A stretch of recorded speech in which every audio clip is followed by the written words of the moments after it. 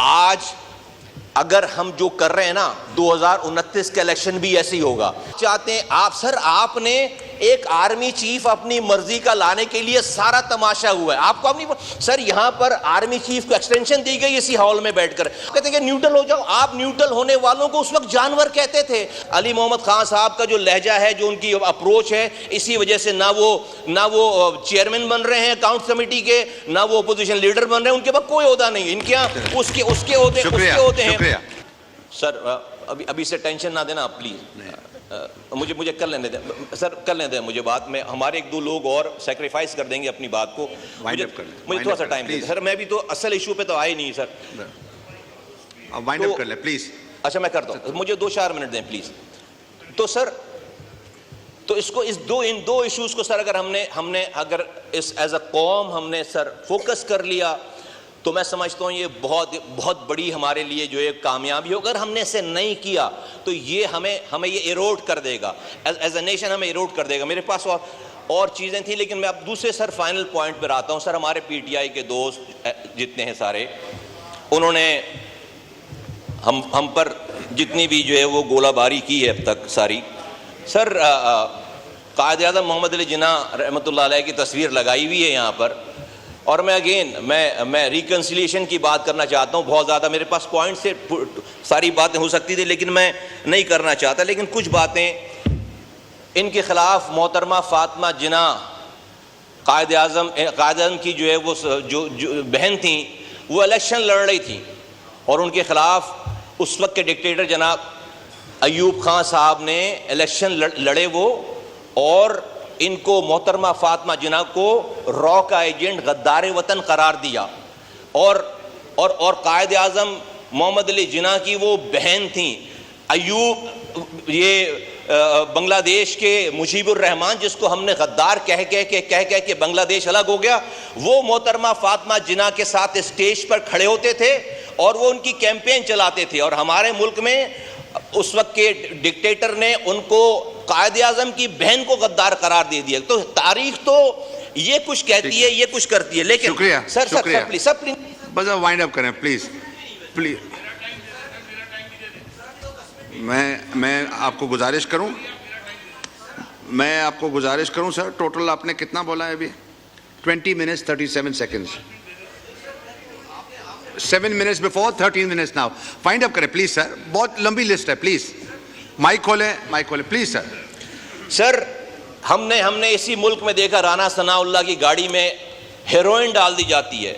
हमने इसी मुल्क में देखा कि हनीफ अब्बासी इलेक्शन से एक दिन पहले उनको जो है वो 7 साल की कैद की सजा दी जाती है। हम किस हाई मोरल ग्राउंड की बात कर रहे हैं? सर हमने इसी मुल्क में देखा कि नवाज शरीफ साहब अपनी अहलिया को डेथ बेड पे छोड़कर, वो सीन अगर आप देखें टीवी पे तो आपका दिल हिल जाता है, वो छोड़कर आते हैं और आकर जेल चले जाते हैं, उनकी अहलिया की डेथ हो जाती है वहाँ पे।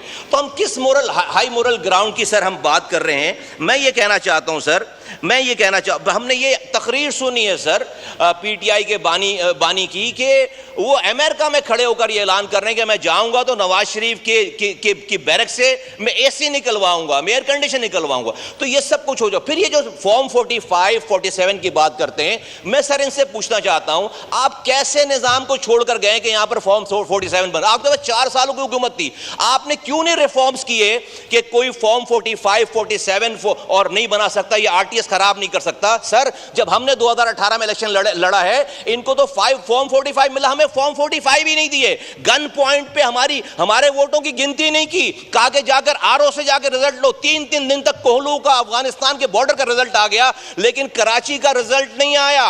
और ये कहते हैं 99 नाम है अल्लाह के, इसके नीचे जो है वो झूठ आप नहीं वो ओ भाई 99 नाम अभी 2024 में लगे क्या? 2018 में 99 नाम अल्लाह के नहीं लगे हुए थे? यहां पर आपकी जगह पे डिप्टी स्पीकर बैठे हुए थे और वो स्टे ऑर्डर पे बैठे हुए थे 4 सालों तक वो स्टे ऑर्डर पे बैठकर डिप्टी स्पीकरशिप।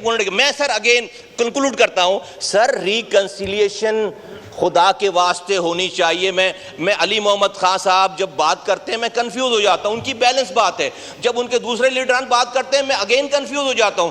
मैं समझता हूं शायद कि सर अली मोहम्मद खान साहब का जो लहजा है, जो उनकी अप्रोच है, इसी वजह से ना वो चेयरमैन बन रहे हैं अकाउंट कमेटी के, ना वो अपोजिशन लीडर बन रहे हैं। उनके पास कोई ओहदा नहीं, इनके यहाँ उसके ओहदे हैं। Thank you.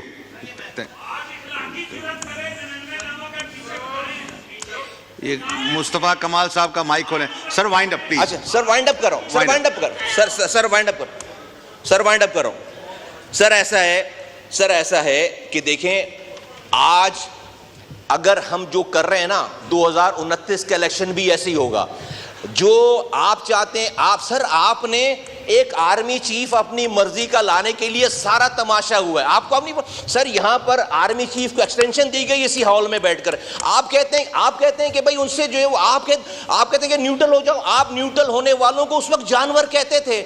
आप अपनी मर्जी की इंटरवेंशन चाहते हैं सर, आप अपनी मर्जी की, आप चाहते हैं कि एस्टेब्लिशमेंट इंटरवीन करे, लेकिन आपके लिए करे तो वो एस्टेब्लिशमेंट हलाल है। अगर वो इंटरवेंशन नहीं कर रही तो वो जो है थैंक यू।